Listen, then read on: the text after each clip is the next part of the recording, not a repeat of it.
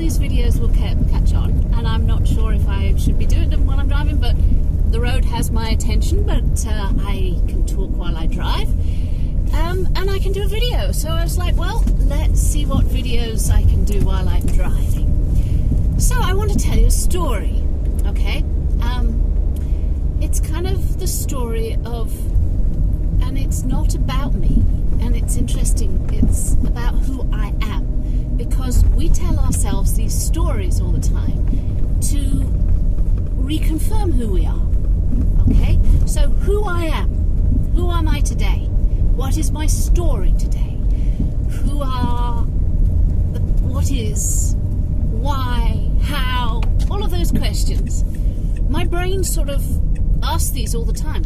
It's like it's trying to reassure itself, trying to find its personality, its history, its backstory. We've been watching Westworld, the series, and it's heavy hitting. It makes you think about lots of stuff.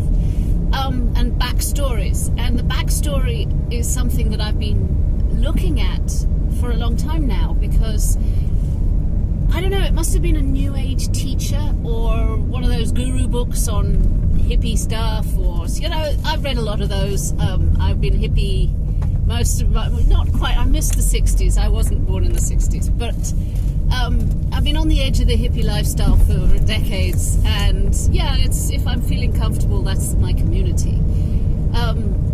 The pagan hippie, sort of free style, free love, free peace. Yeah, I would have loved the 60s. Yeah, sex, drugs and rock and roll, but unfortunately 70s were a little bit more restrained with that. But anyway, it's the stories that we tell ourselves. It's incredible because we reinvent ourselves. Now, if you've ever gone back and looked at your own life and thought, oh God, I should have done that, shouldn't have done, you actually can rewrite it.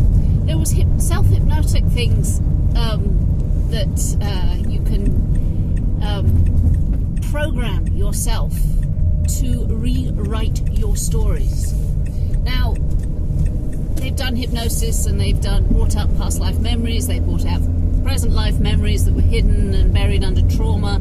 In other words, your brain is far more capable of doing this than you actually give it credit for. So you can rewrite your stories. Now, I've been playing with this. A lot, because what happens if I go back to certain choices that I make and I make them differently? And then I play with the story that plays out, and I can actually relive it, and it's quite an enlightening thing. There was a great movie about death and sending a camera back with you while you die. I think Preconception or something like that. But they were sending a video camera, so basically they could film your thoughts as you die. And they found that this guy just went into another version of his life and he changed it. So it's telling ourselves a story, and then whether that story is true or not, it almost doesn't matter, because look around you, see how many stories around you are, and then you see them from a different perspective and you can't tell the difference. It's like a different perspective can give you a whole different slant of the story. So when you have something in your past that you are not comfortable with, rewrite the story. Rewrite it from a different perspective, because yeah, we beat ourselves up. I'm the first one who beats myself up over choices and decisions. And you can spend years beating yourself up and you can get sick, and it's a stupid thing to do. It really is a stupid thing to do. Okay. Yeah, driving, passing things. So, driving does have my full attention here. I'm just talking. So, yeah, the stories that we tell ourselves can be altered, and the perceptions that we're coming from can be a different perspective. So, in other words, look at it from a different point of view. Do you actually deserve years and years of blame for something that you chose to do when you didn't have all the details? I blamed myself for all kinds of things in my life, and I was keeping myself back because I was frightened. I was frightened of doing it again. It was very simple. I trusted my own judgment, and my judgment fucked up. So how can you trust your own judgment when you know that you don't have a good track record of doing that? And it's come full circle when you can look at it from a different point of view and change the story. So, for instance, when I was a kid, I had this idea that I was going to become a mechanic. Now, I didn't tell a lot of people. I just thought, okay, let's see if I can do the mechanic stuff. And I was told pretty much that it was not a girl's job. Now I'm 50 and perhaps then maybe I asked the wrong people. Okay, maybe I should have pushed far further.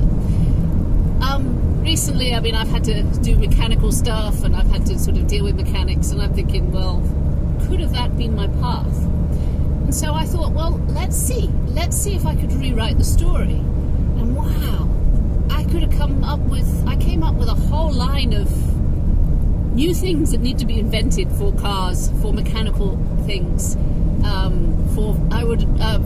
van conversions, all kinds of things that if I had pursued that dream, it was my fault. I don't blame anybody for crushing my dreams and all that stuff. It was just a idea that I could have.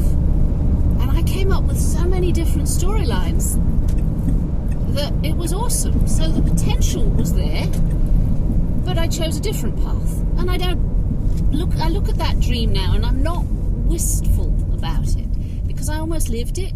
I went back and I did the whole life with it. And it was awesome life, and yes, thank you very much, but the one I've got is pretty awesome too. So, okay, that was a kind of a cool thing. Now let's see what else I can do. And I'm actually not that bothered about most of my choices. There's one or two of them that I don't know how it's going to play out yet, so we'll see. But yeah, there's so many things that you can look at your life differently. And it makes it somehow you step back from all the little details and all the things that you fucked up. And yeah, the 3 o'clock in the morning when you wake up and think, oh God, did I say that? Do you know what? I think I still have stuff that I said wrong, and I was out of contents, and I did stupid things, and I stuck my tongue out at somebody, and oh, for fuck's sake, why is that worrying me decades later? And it's rewrite the story. It's rewrite it that it didn't happen. And it's a power. The mind has the power to sort of let it go, but also to explore all aspects of it. And I think that's quite an awesome thing. So who am I? Who am I today? Who do I choose to be? How do I want this to look like? Those are questions I ask myself quite frequently these days. And it actually is empowering because I don't need to believe in things. You see, this is the other side of who am I. I don't believe. Look at the word believe, B-L-I. B-E-L-I-E. It's written there in black and white. And I love when words tell you everything. So, to believe is you're trying to fool yourself. So, I believe the story of my past. And I know damn well that I can change my past. So, what do I believe? I don't believe in anything. I don't need to believe in anything. However, it's fun to play with believing in something. So, to believe that I am 50 in about 6 weeks, maybe a bit less. Okay, it's kind of right, but I believe I'm 49 now, and in a few weeks I'll believe I'm 60. Oh, I'm already adding a decade. I don't need to do all that. I don't need to believe in anything, really. I can play with my beliefs. I can create my beliefs. So when I'm asked, do I believe in something? It's like, wow, okay. Do you believe this? And I'm going, well, I can do if you choose. If you would like me to believe in something, or you would like me not to believe in something, I can do both. Because being in charge of my story, being the creator of my story, means I'm the creator of my beliefs. And what I know in my heart of hearts, in my foundation and in my bones, in my waters, if you like, what I know, I'm not sure sometimes, because can I trust my own judgments? And I can say to myself, okay, well, let's just believe that I know. Let's just play with the idea that I am fixed in my know. What do I know? Tell me, what is the foundations of things? What is the thing that you cannot shake from me? And I had to build that from a belief, right? So it's not 100% found solid, but it is close as you can get.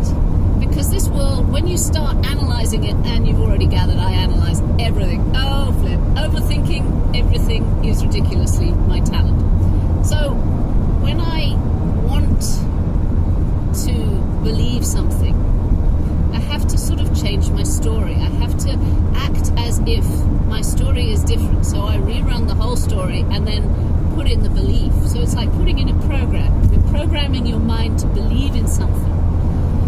And it's not hard, not after a few practice runs, not when you can rearrange your entire life if you want it and be something different. But the core doesn't change. And that is what fascinates me, because the core to me is my higher self, or my watcher, or my mercurial consciousness, or there are so many, there's some Indian names, Ayurvedic names that I can never really pronounce. But these are my core bits, my watcher. And that part of me is pretty much fixed. And that's where I get my sense of humour. Because even in the darkest times, my sense of humour is pretty there. And it's a slight amusement about everything. And the watcher doesn't speak, hasn't got an inner dialogue, hasn't got any sort of archetypal thing. I'm just aware of its knowing. And it can talk to me in feelings and dreams and intuition. I think intuition is probably its thing. And it links me to a greater thing, something bigger than myself. And I'm quite happy with that. That's a core thing. You can't take that away. And it directs my meditation sometimes. It actually shows me that where I can go on my thoughts, so my mind can be programmed by my higher self. And that took practice. And sometimes, rituals, the old-fashioned rituals. Prayer is another word for meditation. But, I used to set altars up of fire, earth, air and water. Just simple ones. Children will dismantle them. So and you put things of words. I used to write words on rocks and then put them on the altar, and it triggered things. And it wasn't calling in any outside force. It was calling in an inside force. And your altar is your personal thing, and it is a way of reprogramming your story. And it's a way of triggering and listening to your higher self. And that to me is core, okay? So that to me is part of what you can't change of the story. And that is an awesome thing, because that means there is something solid in this world. So when I went deep, I've talked about it before. I've got a video entitled it, The Black Flame. And that fire in me is pretty much, it flickers, it goes from all over the place, it rolls, but it may be a story I tell myself, it may be a belief that I've created. I'm quite happy to analyse and overanalyze and overthink each aspect of my story, but it comforts me, because this world has nothing fixed. So I need to go inside. I need to go into my area where I am God. I am the God form inside my subconscious mind, inside my mind. I can create anything I want. I can create any story I want. I can be anything I want. I can create the feelings that I need. And that is where I'm in power. That is where I control. And we're all control freaks. We all try and control little things. It's only fear arises when we lose control. And yeah, losing control is something I don't like doing. It's an instinctive thing. It's like, no. Something triggered me so much that I actually bust open and lost control. And that's like stupid behavior. It's also self-destructive. So, keeping the story of who I am to the forefront of things, allowing the changes and the adaptability, allowing the flame to flicker over all kinds of different things, allowing the watcher to intervene, to nudge in the right direction. The Buddhists have a lot of things that interest me is also desires. They like suppressing their desires. They like pushing, become no desire. I don't necessarily understand it intellectually, but I desire to, but I admire it. But I've travelled the opposite path, where you embrace your desires and you experience them as long as there is no one gets hurt. Do what you will, but harm none. That's a good enough one, and that includes yourself. Don't hurt yourself. Stop. But embracing your desires as long as it harm none. That's fine. I need to explore my desires because it leads to who I am. It leads to my core stuff. It triggers stuff that I've learned to love because it's solid. There is nothing. This world is beautiful. I love this world, and the outside world is shifting and changing, and people are mean and nasty and vicious. And yeah, you have to create inside your mind the place which is safe. And once I worked out that there is no safety in this world, absolutely not. It's a total and utter illusion. I went inside and I found my safety. And then I could learn to grow. Because before then I was adrift. Anybody could change me. I would be a mirror of somebody around me. And I still like being a mirror around me. I like experiencing other people's. And until then, I was adrift. Nothing was fixed.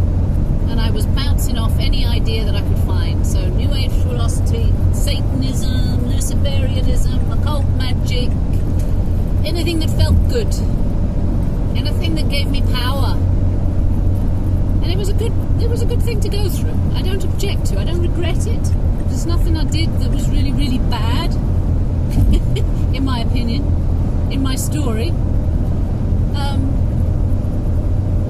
And it was a foundation that opened the way. And I found something called the Clipperoth. And the Clipperoth, people will tell you all kinds of stories of the Clipperoth.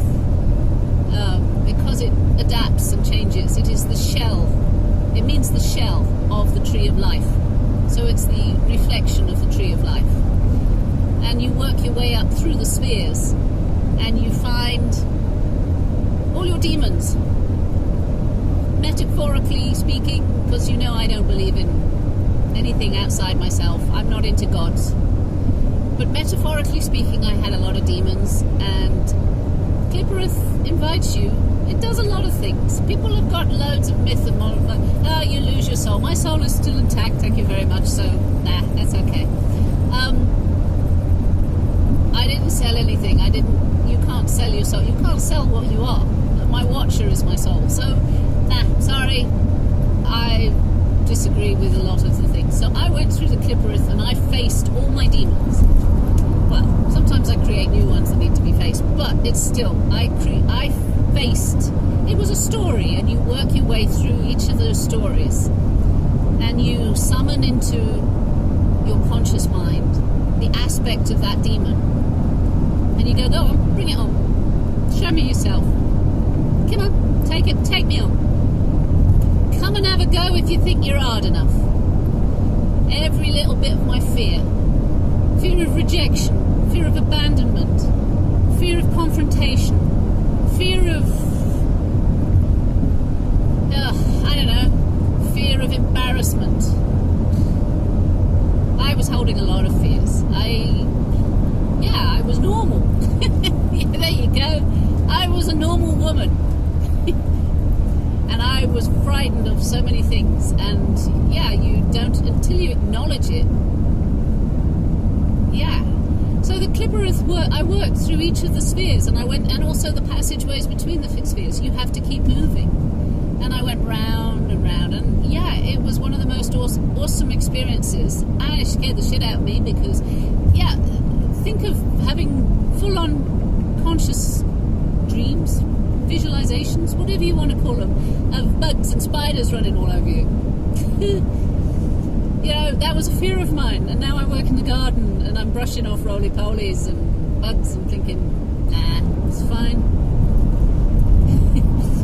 So it was just a story that I worked through, and the story worked well, and I need to look at the stories that I'm telling myself, because again, you got to keep looking at this. You are an ever-changing, I am an ever-changing being. That is the story I tell myself.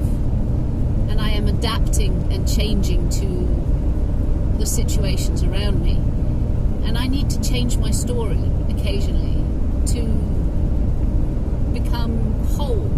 I want to grow. My whole thing is about growth and evolution. That's my personal journey. The person that I am now is such a different person than I was 2 years ago, 3 years ago, 5 years ago, and it's awesome. I am loving myself. I know that sounds arrogant, but I'm loving the being that I am now, whereas before I wasn't that happy.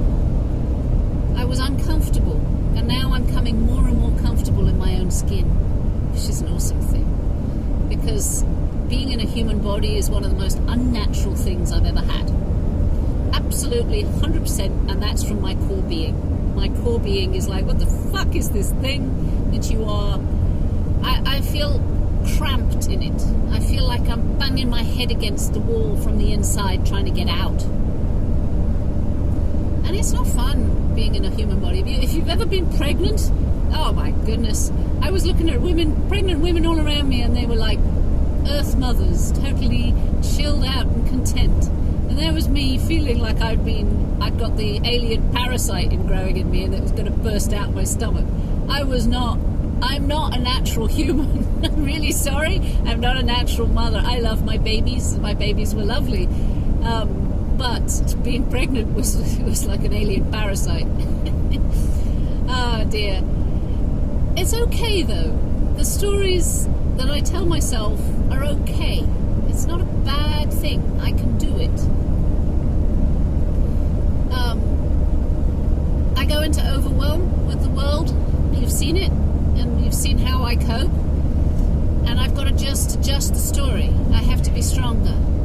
So I read a meme. I read lots of memes, and I like memes because they trigger. They trigger things, and I like being triggered. Trigger me as much as you can. I like questions as well, because I used to be around lots of other people, and they used to give lots of questions, and that was cool. That was a fun thing. Questions have kind of stopped now. I'm not around so many people, so ask me questions, and then I can think about it and move forward and grow with it. But the meme said, we chose it. We chose to be in this time, and this all our lives. We have been training for this. And I knew this. I knew that there was something coming. When I was a child, I remember planning for survival and things like that. There is no safety anyway. Let's just go live. But let's also fight for what we want. Fight for freedom, fight for our way of life, fight for our tribe. And our tribe is not necessarily blood. Our tribe is often friends that you feel really good with. So I will fight for my tribe if they will have me. I will write the story that we will win, because there's like thousands and thousands of potentials out there, and we will win, and we will find our freedom. And yeah, let's fake it until we make it, believe it, and fake the belief until we do believe, until it becomes a real thing. Become the lie and shape it, because I think there's so much potential like that. We create our own realities, and I do, because I've proved it over and over again. It's called cheating. You give them things a little nudge in the right direction. Anyway, this has been a long video for me. Maybe I do more when I drive. I don't know. Depends how this looks. Sounds. As I said, driving is taking full response. I'm just talking while I drive. So driving is taking all my concentration. And I'm just giving you stuff off the top of my head. So again, I love you lots. Take care of yourselves and each other. Bye now.